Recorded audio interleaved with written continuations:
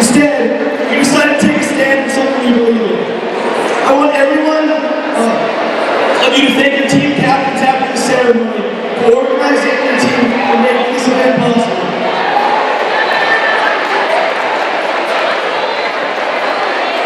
It is truly incredible the number of people who have here tonight that are the same goal as yourself.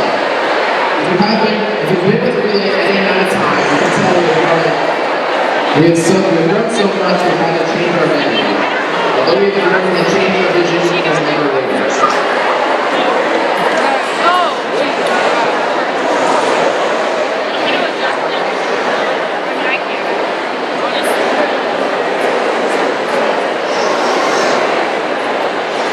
Can people in the back hear?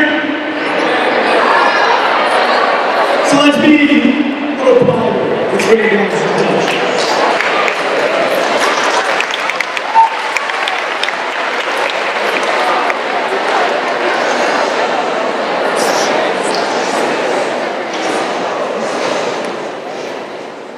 Our goal for the first relay was to knock cancer on its bud. We wanted to put an end to cancer once and for all. To help the people who have been affected by this disease. Sometimes the reason we relay is lost. Sometimes we let small campsites or not having an outlet at your campsite ruin the night. I want to introduce our speaker, Mrs. Oliver. We truly want...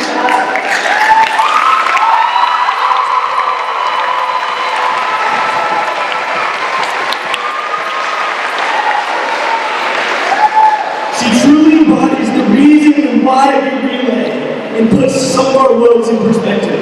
Let's give a hand for Mrs. Oliver.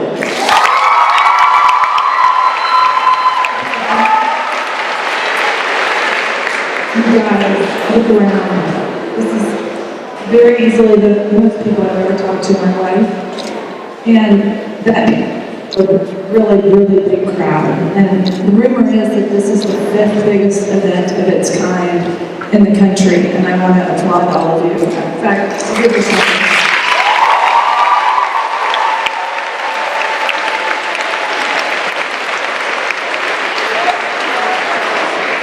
There are a ton of people to thank here, but I just want you guys to know that I appreciate this as a survivor, and I know that it took a lot of work. I've got a few people in my house that worked on this too. I've got a freshman captain, and I've got Eliana, and I've got a junior who is on the committee, Delaney, and then Corbett, my oldest, who is a participant here tonight.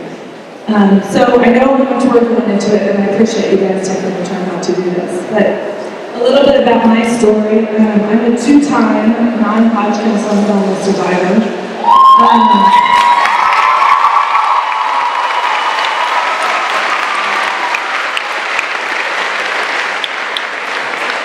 And the first time was back in 2000. I was 26 weeks pregnant with my youngest child. That's the pictures up here. And at 26 weeks pregnant, nobody wants to hear you have cancer. So we had a lot to think about when we learned this. What do we do? You know, do we continue this pregnancy, and how does that work? Nobody wants to think about those thoughts. So of course, we wanted to do that, but we asked the doctors, what in the world? What does somebody do in this situation? And they said, Anna, we're not out trying to figure out how your baby's going to do. We're just trying to cure cancer. So we all made a decision for me to do chemotherapy while I was pregnant. So imagine a bald person, this big pregnant, walking into a chemotherapy room, and that was me. So we had a lot of support, a lot of help. We got help from the Leukemia and Lymphoma Society. We got help from neighbors, friends, church, and we came out of that one on a good side. 3.5 months later, after a lot of chemo, and had a healthy baby girl who's sitting in the second row here. So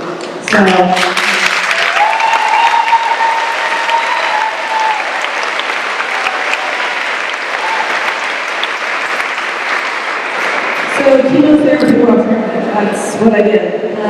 And But what I want you guys to understand is when that was back in 2000, and when something happens like this to you, you go to your friends, people you know who've been through it, and you say, what do you do? How does this work?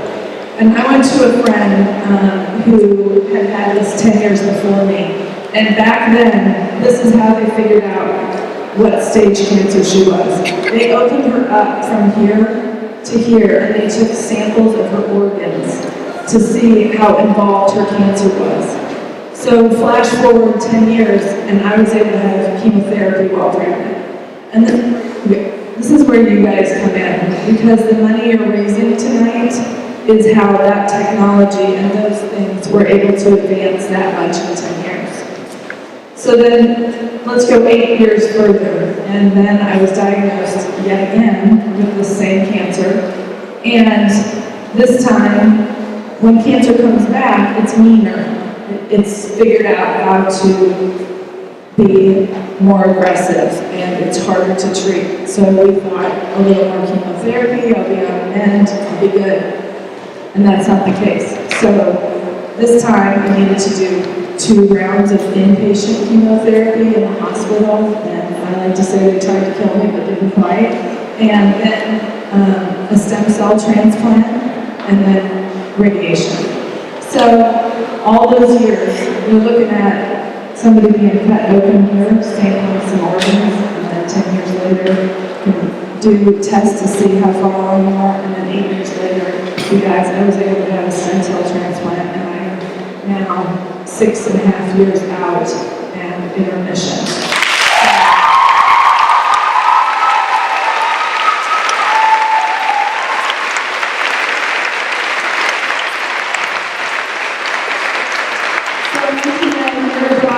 You're applauding yourselves, because this is what we're doing. We are marching forward, and we are going to kick cancer's, can I say a bad word, ass. Okay?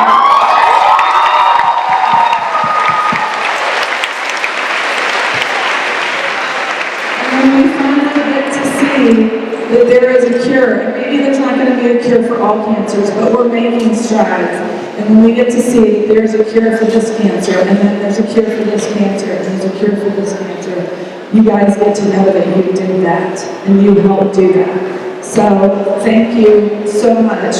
And I just want to tell you that caregivers, I just want to say a real quick thing about caregivers, because us cancer patients get so much help and so much love and support.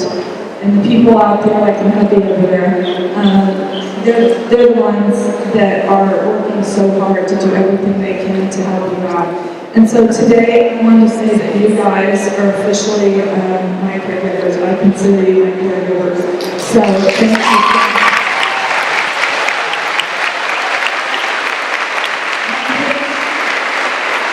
I think we're going to do this, but I don't care. I want a selfie with all of you guys.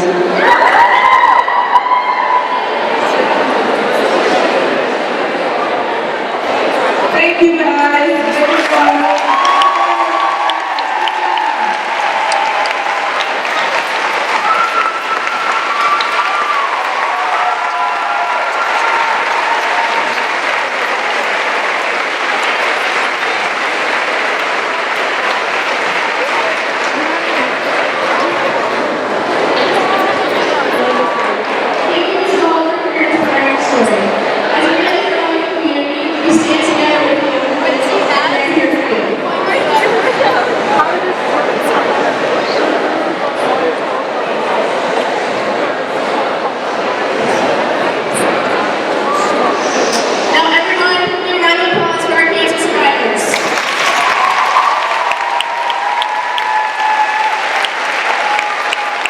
Together, we will finish this fight.